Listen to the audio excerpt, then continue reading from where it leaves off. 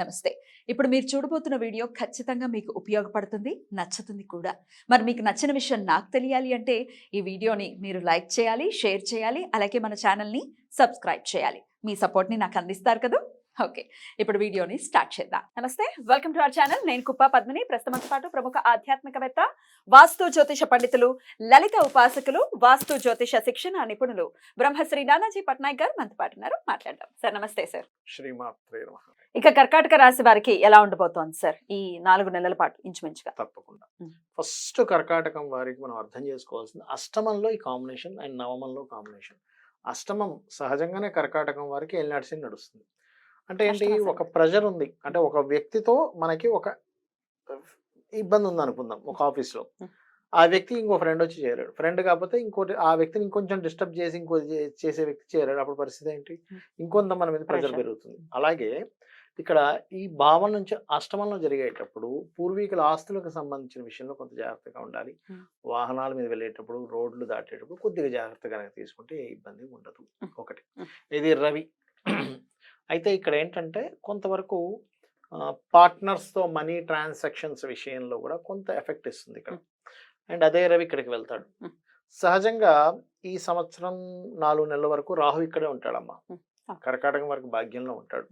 ఎప్పుడైనా సరే రాహు భాగ్యంలో ఉన్నప్పుడు ముఖ్యంగా చేయాల్సింది ఏంటంటే, ఏ లగ్నం వారైనా ఏ రాశి వారైనా 9వ స్థానంలో భాగ్యంలోకి వచ్చాడు రాహు అనుకోండి, పితృదేవతలకి తర్పణాలు ఎక్కువగా ఇవ్వాలి. అంటే ఆ టైంలో వీళ్ళకి దేవతా అనుగ్రహంతో పాటు పితృదేవతా అనుగ్రహం ఎక్కువ అని చెప్తుంది జ్యోతిష్ శాస్త్రం. అందుకని వీళ్ళు ఏం చేయాలి, అమావాస్య వచ్చింది, చక్కగా మీరు స్వయం పాకాన్ని గనక ఇస్తే వీళ్ళు అనుకున్న పని అనుకున్నట్టుగా జరుగుతుంది.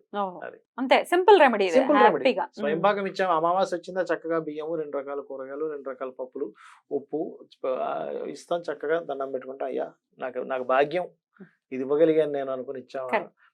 పితృదేవతల అనుగ్రహంతో వీళ్ళు అనుకున్నది జరుగుతుంది. రైట్. ఇక కుజుడిది మాట్లాడుకుందాం మనం. కుజుడుగానే తీసుకుంటే కర్కాటకం వారికి ఈ మంత్ ఇక్కడ ఉన్నాడు, నెక్స్ట్ మంత్ ఇక్కడికి వెళ్తాడు. అది ఏప్రిల్ 24వ తేదీ వరకు ఉంటాడు ఇక్కడ. ఇక్కడ కుజుడు మాత్రం ఉన్నప్పుడు ఏంటంటే, ఫస్ట్ ఆఫ్ ఆల్ ఆ రెండు కూడా కొంచెం డిఫరెంట్ ఎనర్జీస్ కదా.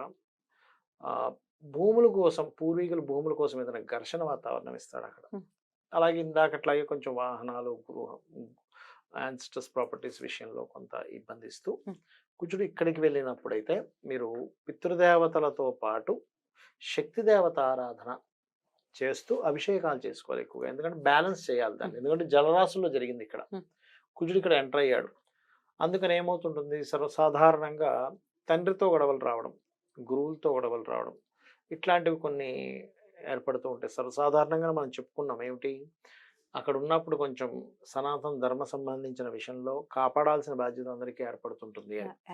దానివల్ల ఏమవుతుందంటే, ఇట్లాంటి విషయాల్లో ఇన్వాల్వ్ అవ్వడం, కొంచెం స్ట్రాంగ్గా ఎట్లాగైనా సరే మనం కాపాడుకోవాలనే దానిలోకి వెళ్ళడం లాంటివి ఇస్తుంది కర్కాటకం. అలా వెళ్ళటం వల్ల వాళ్ళకి ఏమైనా హాని జరుగుతుందా, ఇంకా పేరు ప్రఖ్యాతలు పెరుగుతాయా? ఒకటే గుర్తుపెట్టుకోండి అమ్మా, బాహ్యంగా మనకి ఏదైనా చిన్న హాని జరిగినా కూడా భగవంతుడు ఎప్పుడూ కూడా ఏంటంటే, మనం ఒక సనాతన ధర్మం కోసం ఎప్పుడైతే పోరాడతామో ఖచ్చితంగా అతని అనుగ్రహం పూర్తిగా మన మీద ఉంటుంది. బాహ్యంగా ఏదైనా చిన్న డ్యామేజ్ జరుగుతుందా మేబీ. ఇప్పుడు చాలా మంది చూడండి, ఇప్పుడు మనకి చెప్పుకున్నాం లాస్ట్ టైం బాబ్రీ మసీద్ ఆ విషయాల్లో ఎంతో మంది ఇదై ఉంటారు. కానీ వాళ్ళందరికీ కూడా ఖచ్చితంగా భగవంతుడు అతని సన్నిధిని చేర్చుకుంటాడు. ఎందుకంటే నువ్వు ధర్మం కోసం నిలబడ్డావుగా, అన్యాయం కోసం నిలబడలేదుగా. సో వీరు చేయవలసిన పరిస్థితి ఉంటుంది. శక్తి ఆరాధన, పితృదేవతల ఆరాధన విశేషంగా కర్కాటక రాశి చేసుకోవాలి.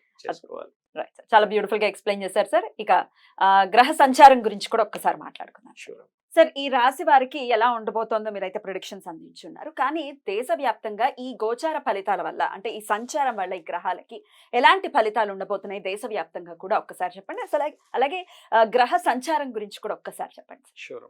యాక్చువల్గా ఈ రోజు ఇది వేయడానికి కారణం ఏంటంటే, మనం 1.5 months బ్యాకే మనం చెప్పుకున్నాం ఇది కొంచెం ఈ గ్రహాల యొక్క కదలిక ఇలా ఉందని. కాకపోతే ఏంటంటే, కొంతమంది నన్ను పర్సనల్గా అడిగింది ఏంటంటే, ఎందుకండి ఒకసారి మాకేమైనా ఎక్స్ప్లెయిన్ చేసి చూపించగలరా బోర్డు మీద అని అడిగారు.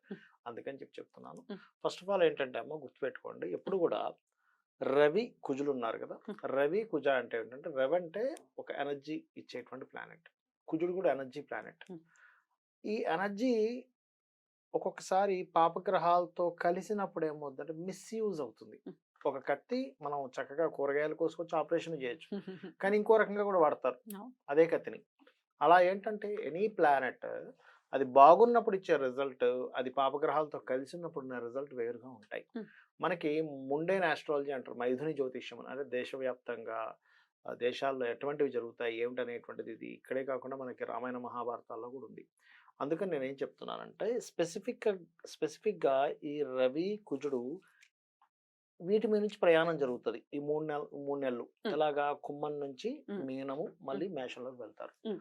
ఇలాంటి సందర్భంలో అయితే లక్కీగా ఏంటంటే కాలసర్ప యోగంలో గురువు బయటున్నాడు. ఇదొక లక్. గురువు అవునా? గనక లోపలుండి ఇంకా దారుణంగా ఉంటుంది ఇది పరిస్థితి. మొత్తానికే కాలసర్పం అయ్యేది. అయ్యేది. ఆ! గురువు ఒక బయటున్నాడు కాబట్టి కొంతవరకు జీవులు కొంత సేఫ్‌లో ఉంటారు. కానీ హ్మ్. జాగ్రత్త ఉండాలి ఏ విషయాల్లో. రవి గవర్నమెంట్‌కి కారకుడు. అధికారులకు కారకుడు. సీఎంలకి, పీఎంలకి వీళ్ళకి కారకుడు. హ్మ్. కాబట్టి గవర్నమెంట్ రిలేటెడ్ సంబంధించిన విషయంలో రాజుల మధ్యన గొడవలు పెరగడం. ఆ! ఎందుకంటే మనకు నెక్స్ట్ రాబోయే ఉగాదికి కూడా ఏంటంటే రాజు కుజుడవుతున్నాడు. హ్మ్. కుజుడు రాజుతో ఎలా ఉంటుంది అంటే కుజుడు అంటే ఏంటి యుద్ధం. అధికారాన్ని చూపించుకోవాలి నా లీడర్‌షిప్ నేనేంటో నిరూపించుకుంటాను. ధైర్యంగా నేను యుద్ధానికి నేను రెడీ అన్నట్టుగా ఉంటుంది. హ్మ్. అందుకనేమిటి ఎప్పుడైతే ఈ కుజుడు ఎగ్జాల్టెడ్ పొజిషన్‌లో ఉన్నంత సేపు ఓకే. ఎగ్జాల్టెడ్ పొజిషన్ నుంచి ఇక్కడికి మారతాడు 24వ తేదీ 4వ నెల నుంచి. అప్పటి నుంచి ఇంకా తీవ్రంగా ఉంటుంది. అదే విధంగా ఇప్పుడు ఆల్రెడీ ఫిబ్రవరి 14 నుంచి రవి ఆల్రెడీ శనితో కలిసిపోయాడు ఇక్కడ. హ్మ్. హ్మ్. అందుకనేంటి పర్టిక్యులర్‌గా ఇక్కడ జరిగేటువంటి విషయాల్లో కొంచెం లీడర్స్ మధ్యన గొడవలు, పోలీస్ డిపార్ట్‌మెంట్ సంబంధించిన విషయంలో కొంతవరకు స్ట్రెస్ పెరగడం కానీ, డిఫెన్స్ మిలిటరీ వాళ్ళకి ఇబ్బంది రావడం కానీ, మత కల్లోలాలు జరగడం గానీ, ఇటువంటివి ఎక్కువగా మనకి ఎప్పటి వరకు ఉంటాయి? 2వ తేదీ 6వ నెల వరకు ఉంటాయి. ఇది ఆల్రెడీ ఫిబ్రవరిలో స్టార్ట్ అయిపోయింది. ఫిబ్రవరి 1 నుంచే స్టార్ట్ అయింది. రైట్. ఎందుకంటే హ్మ్. హ్మ్. దాని మీద ఎప్పుడైనా రాహు సంచారం జరిగేటప్పుడు మనం ఆల్రెడీ 1 ½ మంత్ బ్యాక్ కూడా ఒకసారి అన్నా మాట్లాడారు. నేను. ఆ! సో, శని వెళ్తున్న దాని మీదకి ఇటువంటి సిట్యుయేషన్స్ వస్తుంటాయి. కాబట్టి ఈ విషయంలో జాగ్రత్తగా ఉండాలి. చాలా అద్భుతంగా మాకు తెలియజేశారు సార్. ద్వాదశ రాశులకి కూడా ఈ గ్రహ సంచారం ఎలాంటి ఫలితాలను ఇస్తుంది? ఇంచుమించు జూన్ 2 వరకు కూడా ఈ రిజల్ట్స్ ఉంటాయి అని చెప్తున్నారు. కాబట్టి చెప్పినటువంటి పరిహారాలు Yeah. అందరూ కూడా పాటించుకుని అమ్మవారి ఆరాధన విశేషంగా చేసుకుంటూ అందరూ సురక్షితంగా ఉండాలి, మానసిక ప్రశాంతత ఉండాలని మనస్ఫూర్తిగా కోరుకుంటూ కృతజ్ఞతలు సార్. నమస్కారం. శ్రీమాత్రే నమః.